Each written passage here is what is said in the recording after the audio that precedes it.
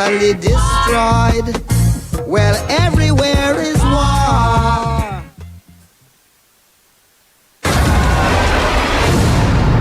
State Affairs with Edmund Obilo is live. There is a book I'm recommending to you. It's a book of history.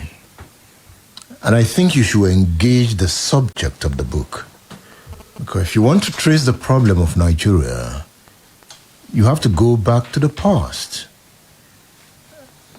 And history is about the past, the moment, and tomorrow. The book is entitled Victor Banjo, An Untold Account of the Nigerian Civil War. I just played the voice of his younger brother, Professor Banjo. His revolutionary move, is it in the family?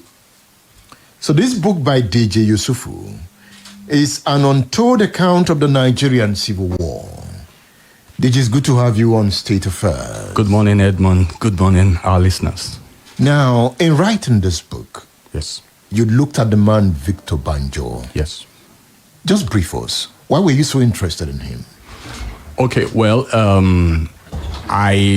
Incidentally, I was working with Pastor Muyiwa Bangbushi at the Educational Advancement Center. I was teaching physics, and Muyiwa Bangbushi had just been your guest just now, you know. And one day I was walking through the staff room, and I saw this book on our literature teacher's table. The book was written by Olayinka Omigbodun and Victor Banjo. The book was published 40 years after Banjo's death. It was the publication of the letters he had written to his wife while he was in prison and in Ikotepene in present-day Akwa Ibom. You know, so that was 2008. So I began to find out what's happening. I mean, I had never heard of that name before. So I went to the internet. I asked people, and a lot of people were providing materials. And I'm very thankful to a particular historian. His name is Omowui. I think he's from from Benin, from Bendel State or from Edo State. He's late now, and he gave a perspective to the Midwest invasion of August 1967. Okay, and it was a perspective I had never seen. He included that perspective, the discussion. The paper he presented, I think that was in 2004, was on what happened in the Midwest generally, not Victor Banjo. So he included Victor Banjo in that story. So I had read the letters Banjo wrote, and now I'm reading Omoi's account of the Midwest invasion. And I realized that the book which Omegbodun, Banjo's daughter, wrote, had a missing information that Omowui had. Okay, so I was able to place the link, but by reading two different documents. So in 2017, 2017, the IPOB people came out and they said that the whole of the East were to be shut down and that people shouldn't go out, that they were going to observe 50 years after the declaration of a Biafra. Okay, so when that happened, I followed the events on social media and I noticed that a lot of people complied to it. That was when I became alarmed. I said, people do not know anything about history. So I recounted the story of Victor Banjo as a Yoruba man's experience in the Biafran story. So now let's look at that Midwest invasion. Yes, sir. I want us to focus our discussion on that Midwest, because that was what led to his death. Yes. Do you think that invasion was carried out according to orders? Yes. You will. You know, Edmund Obilo always puts people on the spot, because if I'm going to answer your question directly, the answer is no. Okay? But there's a reason why it turned out that way, if you will permit me to say it. Yes, go okay? ahead. The reason is this. When in July 1967, when the war came up in force, because you see, by June 67, a police action had been declared by Gowon's government. By July 67, the Nigerian forces would not come through Benin or through Onitsha to invade the east. Rather, they took Makurdi and they came through the north and went through Nsukka to come into the east. The reason why they wouldn't go through Benin was because the government of the Midwestern region insisted that they were not going to get into the violence or into the argument between Gowon and Ojukwu. They were going to remain neutral. Okay, so they went through Makurdi and went through Nsukka, and the violence became quite intense. By the end of July 1967, more than half of Biafra's well-trained, sound officers in the military had been killed. That was when Kaduna Nzegu was killed. That was when Christopher Okigbo was killed, and a lot of others. Morale was down. And so what happened was that, Ojukwu, who had Banjo in his house at that time, requested that Banjo should go to Nsukka and see what he can do. And when Banjo got there, Banjo was able to repel the Nigerian forces, at least with the remaining forces on ground, a little bit, and there was some respite. And Ojukwu's thinking was, look, okay, now that this had been, you're able to do this in such a short time, what else can you do? What can we do concerning this invading Nigerian army? And in a very short period of time, they planned the Midwest invasion. So the answer to your question, saying no to your question in saying that he didn't carry out the instruction to the letter is this. They did not have enough time, Banjo and Ojukwu did not have enough time to iron out the intricacies of invading the Midwest.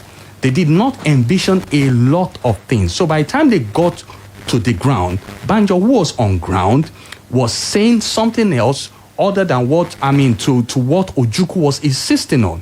They invaded the Midwest on the 14th of October, 1967. 14th of October, 1967. The very next day, they were supposed to have been on their way to Lagos, go through Ibadan and invade Lagos and take power over from Gowon. There was an element of surprise that they had to their advantage.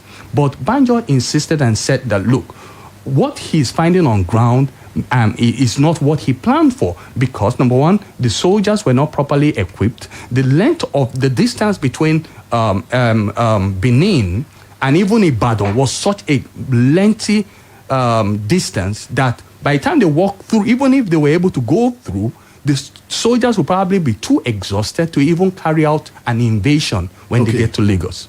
It was not practical. Let's listen to Dele Banjo, the first son of Victor Banjo. He talks about Banjo and Biafra.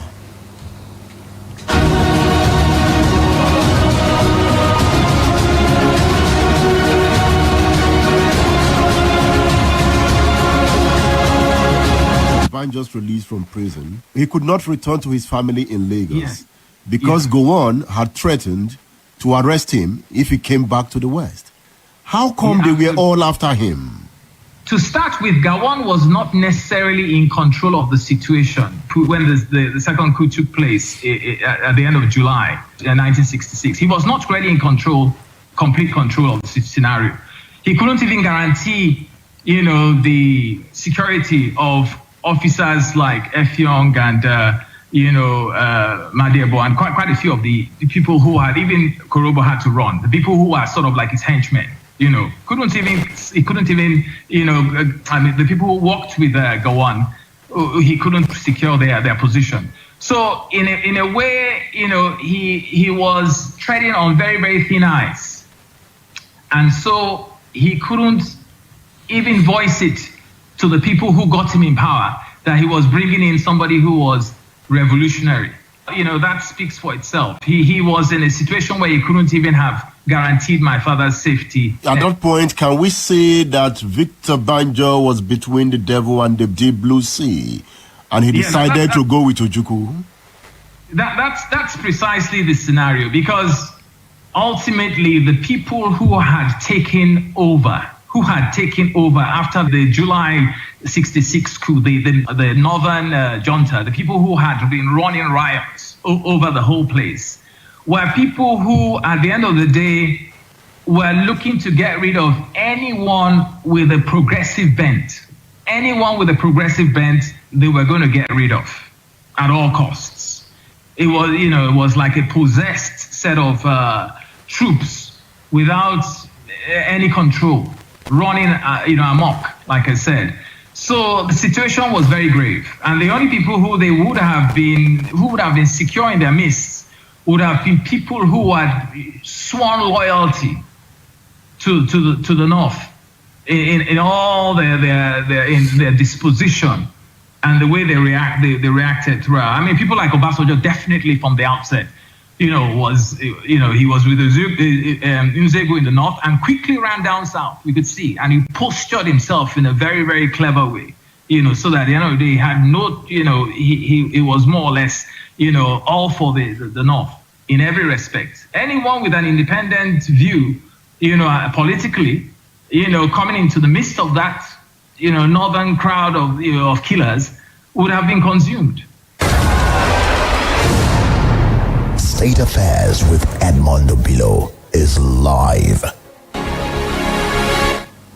Deji, that's Dele Banjo. Yes. The son of Victor Banjo. Yes. He was pushed into Ojuku's hands. He was a child of circumstance. That's Victor Banjo. Yes. Yes. Yes. Yes. And he paid dearly for it. Yes, he did. The period in Nigeria between 1966 and 67 was a very unstable period. A period that could have consumed the head of state of a country, you can imagine. Professor Mrs. Omigbodun, whom I worked with to produce this book, that's the third child of Victor Banjo. When I was talking to her on a private level and I was saying, a couple of things, she mentioned something. She said that she felt that one of the things that might have led to her father's death was unbridled courage.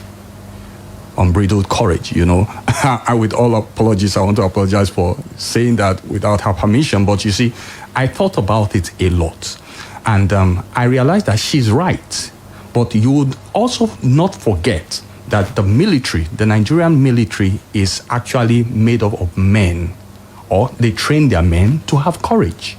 That's on one hand.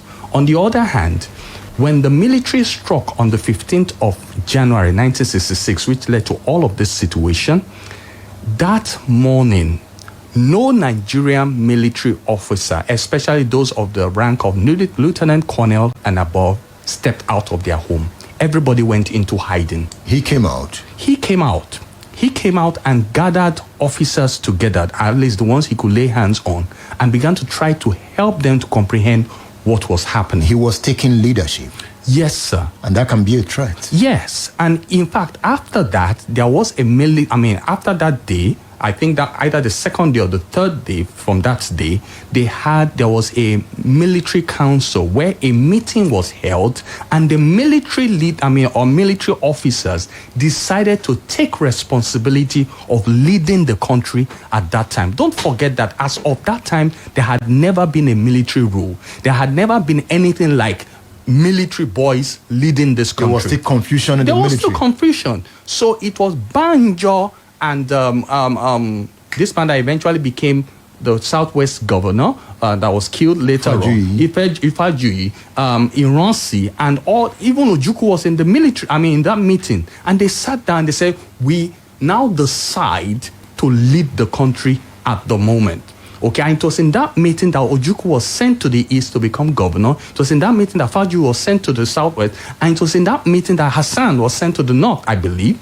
And Banjo was supposed to have even gone to the southwest to become governor, but he refused. He said, in that meeting, he would prefer to stay with Iransi, because personally, I feel he might have felt Iransi needed this kind of extra mind to help him in the matter of governance. And those around Iransi might have interpreted it that he wants to stay in Lagos to find the time to take over the government. Well, Dele Banjo just said it, that it was a very, very dicey situation, very sensitive, okay? Everybody suspected everybody.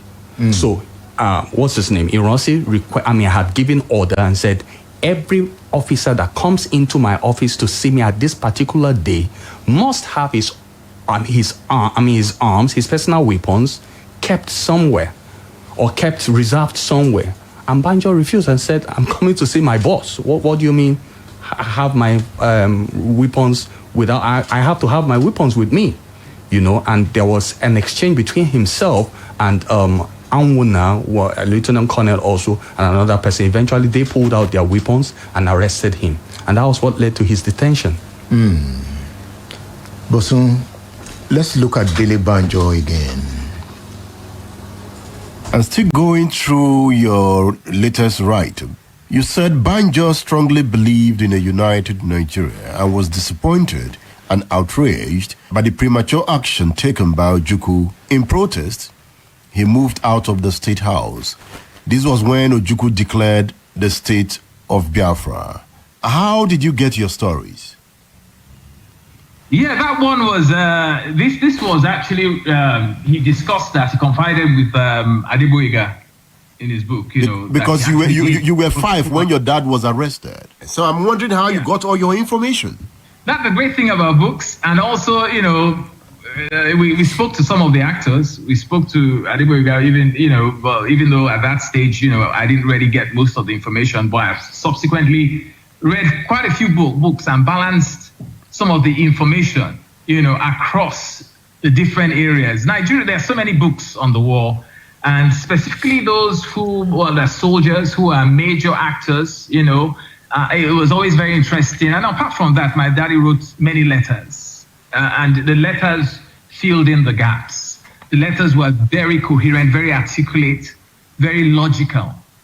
And those letters, you know, up till now speak volumes about the history. You know, they follow a very, very clear line of thought. He also mentioned it in a letter to his wife that he did not support completely what his friend was doing. And Effiong also mentioned it, that he knew there was material differences in, my father's ideology concerning, Biafra at that point in time. And even in the trial, he mentioned it. When they were in Benin, they could have probably gotten American support, vital American support within the context of Nigeria. The fact that, there was a secession maybe drove away all the countries, the major powers that could have helped, in securing vital supply and ammunition at that point in time. You said he reasoned that if he was able to successfully help the struggling and ill-equipped Biafran government overcome the attacks of the northern-controlled Nigerian troops, Biafra could assist him to liberate Western Nigeria. What were you trying to tell us? Yeah, I mean, it was a gamble from the outset. There's no hard and fast rule about it. He made some decisions that were obviously major gambles at that point in time because Biafra was indeed very poorly equipped from the outset, like he mentioned during his trial.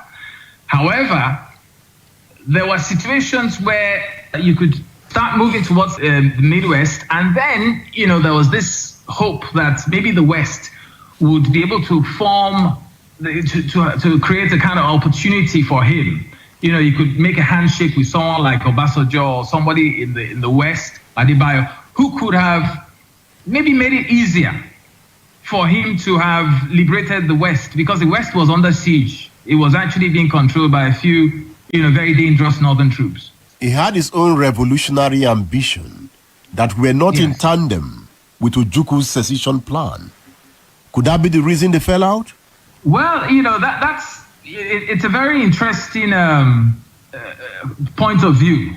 I will put it this way, that they had certain distinctive differences, which at the end of the day played out right to the end. Even from the actual trial, you could see that Abraham and Alale and all these other players, and even Fetchun and all that, they all had independent ideas as to how to go about carrying out the war effort.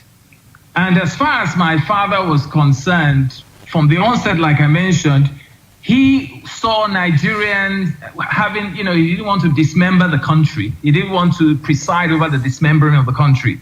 And he also saw every individual section of the country as having a joint stake and ownership in the State Affairs with Edmund Obilo is live. He was fighting alongside a secessionist regime, a Biafran regime. Yes. Yet he wanted one Nigeria. Yes. In one sense, I think that they didn't work out their ideologies properly, the two of them. They probably had common enemies, and that brought them together. But eventually, they they still had different ideologies. When Banjo left Enugu with the soldiers that invaded Benin State or Benin, they named that group of soldiers the Liberation Army. They were not called the Biafran Army. And I don't have it on any record yet. I've not confirmed this, but I believe that even Ojukwu knew that that army was not called a Biafran army, but a liberation army. We'll talk more after this break. Don't go away. Deji Yesufu, author of the book, Victor Banjo, an untold account of the Nigerian Civil War. Of Turn It Up with Big B Live. We move. Splash FM 105.5. State Affairs with Edmund Obilo is live.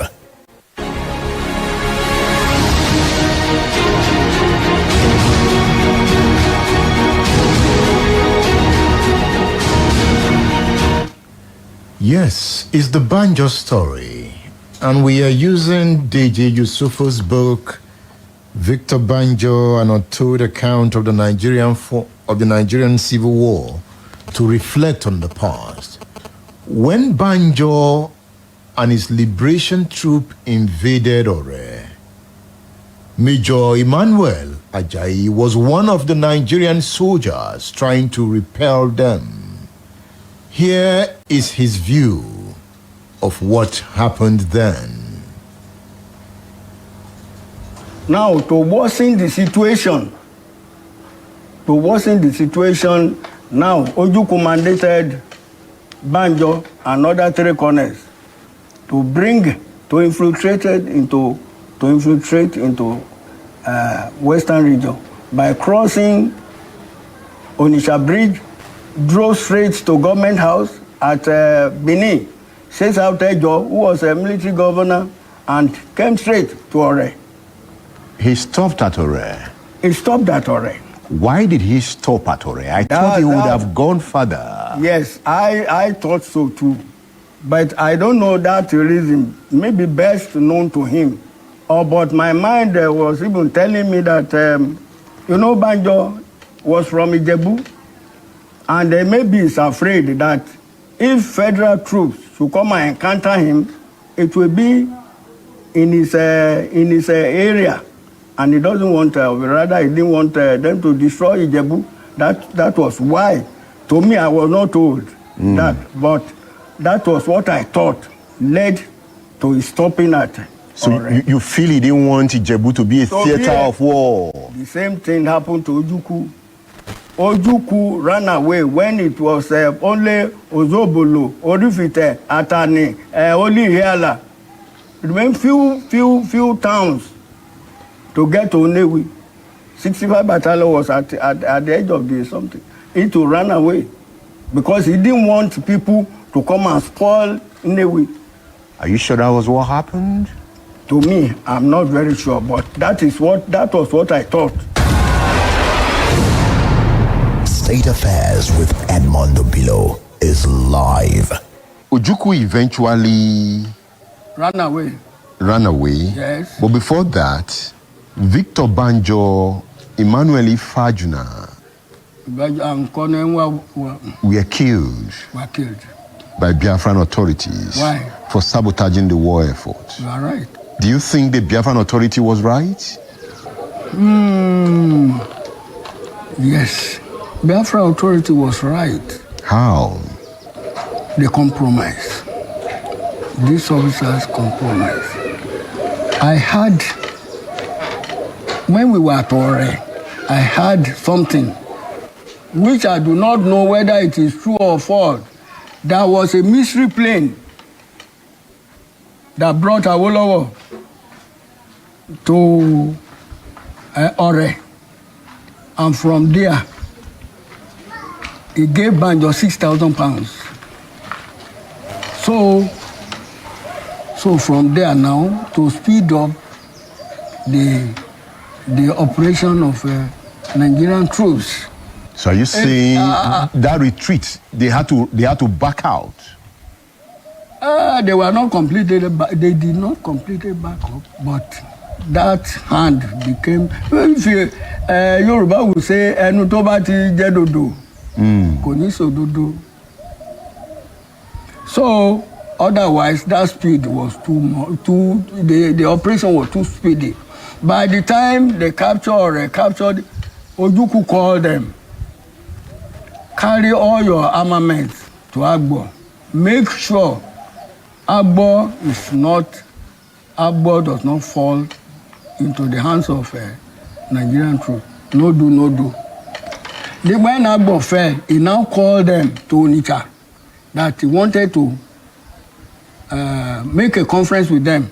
From them, he tied them to a stake like this and fired them. Now, before Banjo died, he said, he said, Ojukwu, you will never win this war. When they asked him to speak, he said, Ojukwu, you will never win this war. So they compromised, and it's not good.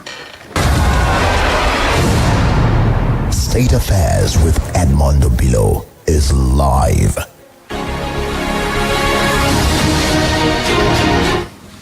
Can you react to that? That's Major Emmanuel Ajayi retired. Yes. Don't forget that Emmanuel Ajayi was with the Nigerian side, and there was the Biafran side, and there was Banjo and his men in the middle.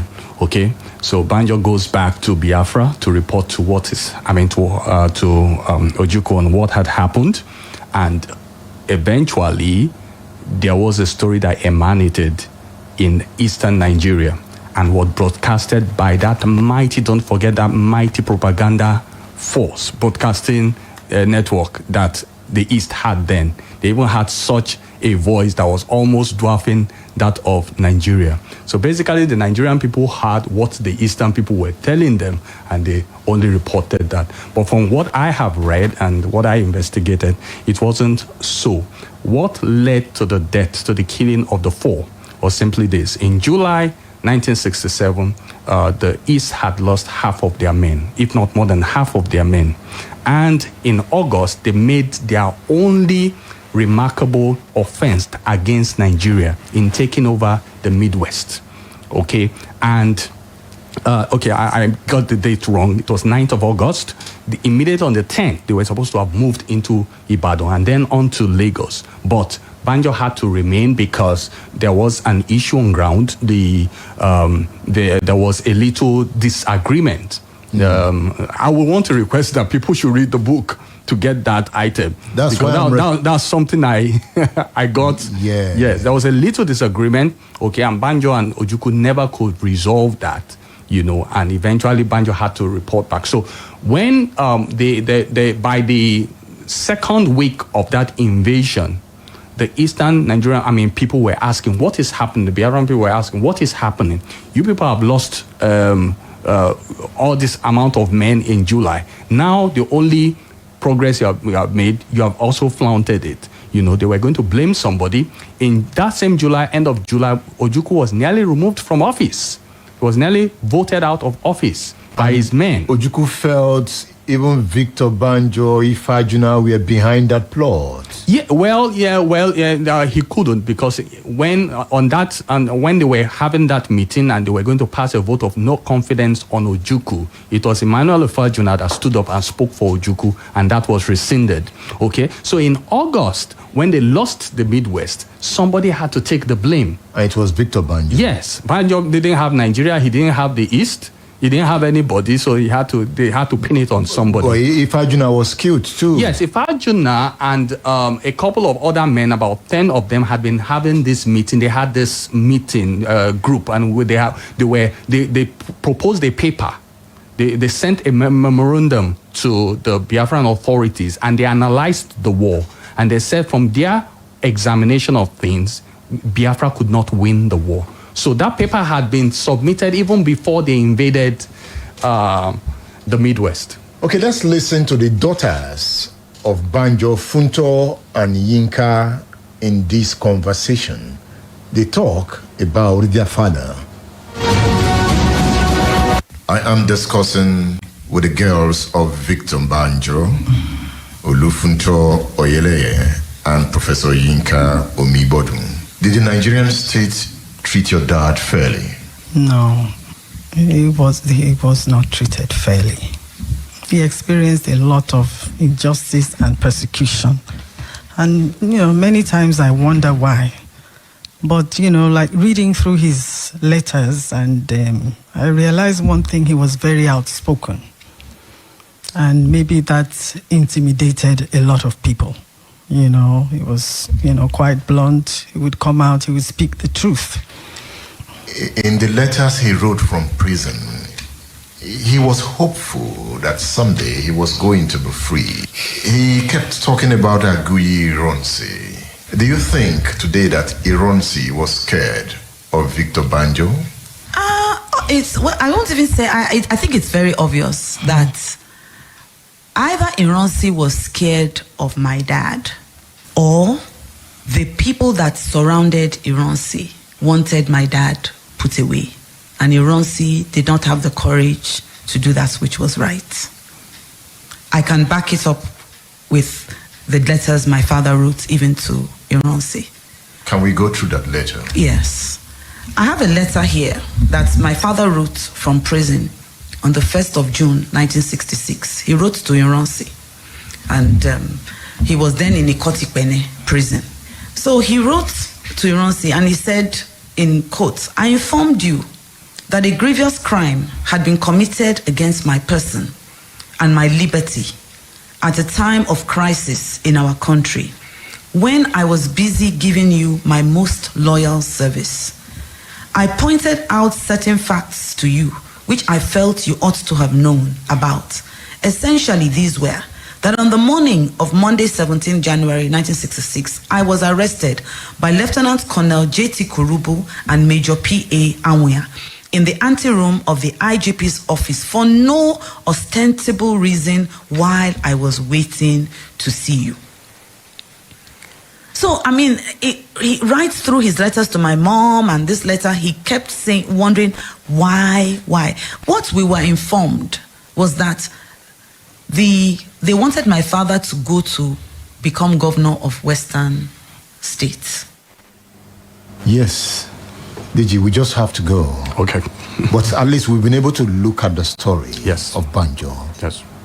Stories like this, what should they be doing to a country? Do we learn from history? Yes, Edmund, I want to thank you very much for what you're doing, because you see, what usually happens in a nation or in a country like ours is that people respond to what is happening at the moment. We're responding to Nnamdi Kanu, we're responding to Sunday Igboho, but we do not realize that certain things have cost them.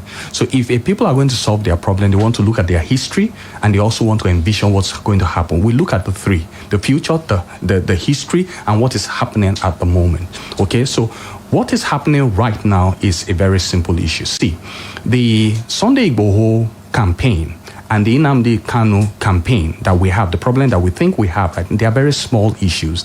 They are just reactions to a government that is being parochial. If the Nigerian government can become truly federal, if our government, our leaders can begin to look beyond just one region, if they begin to realize that we are a collective, because somebody mentioned Obasanjo. Obasanjo might not have said a lot of things, done a lot of things, but he was truly Nigerian. He brought everybody together. Okay, so if this whole matter of being giving so much preference to one sector of the country can reduce, and the government realize that it's a government of the country, not just a government of a region, then other regions will stop reacting to issues. And your recent article, "The Ghost of Biafra Still Haunts Nigeria," hits at the heart of the issue. Yes. I was just trying again because every time you mention Biafra, I remember what the story I wrote, Victor Banjo, and I remember that, look, this is what, I mean, it's going to continue until we can find leadership. You know, that Chinua Achebe said it, that this country lacks leadership. We can find a thinking leadership, a leadership that can incorporate ideas. Okay, some of the worst things that happen with wars is that you lose people of great minds. People just die. And these people that have died could have helped this country out of our quagmire. And thank you that intellectuals like you are helping the country by documenting its history. Yes, sir. I appreciate you. Thank you, Edmund. Thank you for having me. Deji Yesufu, thank you for featuring on State Affairs. Thank you, sir.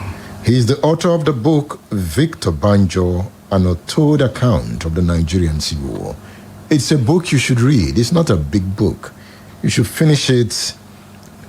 Just 95 pages, but very big in content. I am Edmund Obilo. I worked with Bosun Alayode to bring you this edition of the program. I also worked with Tosin, a documentary photographer, and Yemi